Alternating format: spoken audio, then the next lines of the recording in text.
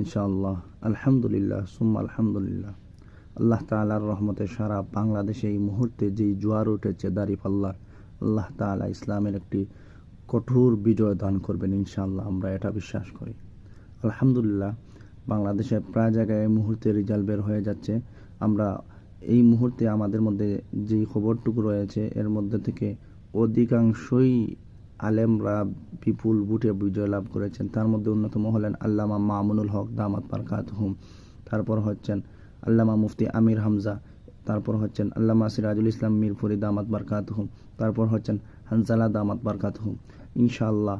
এরপরে আমাদের হাসনাত আবদুল্লাহ বিজয় লাভ করেছেন, তারপরে নাসিরুদ্দিন পাটোয়ারিও বিজয় লাভ করেছেন, নাহিদুল ইসলাম বিজয় লাভ করেছেন। ইনশাআল্লাহ আমরা সারা দেশের মধ্যে আলোড়ন সৃষ্টি করবে এবং সংসদের মধ্যে বাতিলের বিরুদ্ধে, আধিপত্যবাদের বিরুদ্ধে ইনশাআল্লাহ আমরা লড়াই করব।